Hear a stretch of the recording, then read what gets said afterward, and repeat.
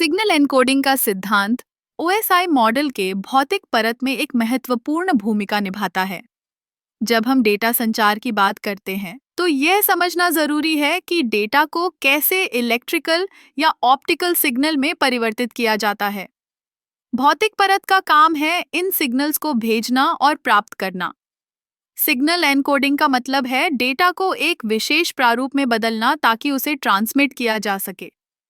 यह प्रक्रिया कई तरीकों से की जा सकती है, जैसे कि बाइनरी एनकोडिंग, जिसमें डेटा को 0 और 1 के रूप में दर्शाया जाता है।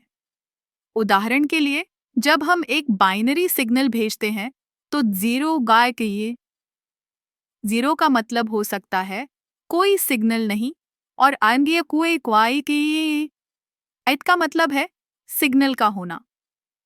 अब बात करते हैं कुछ सामान्य एनकोडिंग तकनीकों की। सबसे पहले हम पीसीएम यानी पल्पल कोड मॉड्यूलेशन की बात करें। यह तकनीक एनालॉग सिग्नल को डिजिटल सिग्नल में बदलने के लिए उपयोग की जाती है। पीसीएम में एनालॉग सिग्नल को समय के अंतराल पर सैंपल किया जाता है और फिर उसे बाइनरी में परिवर्तित किया जाता है। फिर आता है एएसके, एफएसके और पीएसके। एएसके यानी एम्पलीट्यूड शिफ्ट की जाती है, जहां सिग्नल की एम्पलीट्यूड को बदलकर डेटा को दर्शाया जाता है। एफएसके यानी फ्रीक्वेंसी शिफ्ट की में सिग्नल की फ्रीक्वेंसी को बदलकर डेटा को एनकोड किया जाता है। और पीएसके यानी फेज शिफ्ट की में सिग्नल के फेज को बदलकर डेटा को दर्शाया जाता है। इन तकनीकों का उपयोग विभिन्न संचार प्रणालियों में किया जाता है।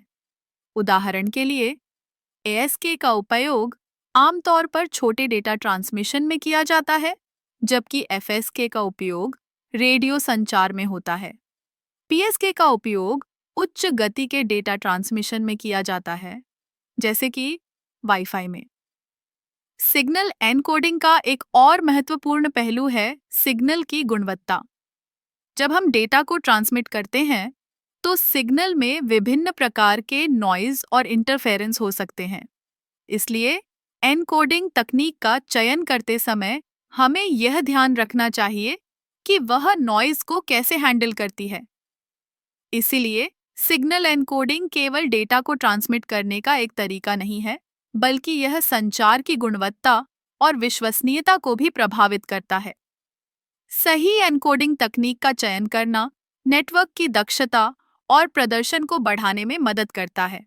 इस प्रकार भौतिक परत में सिग्नल एनकोडिंग की समझ हमें संचार प्रणालियों की जटिलताओं को समझने में मदद करती है और यह सुनिश्चित करती है कि डेटा सही तरीके से और सही समय पर पहुंच सके।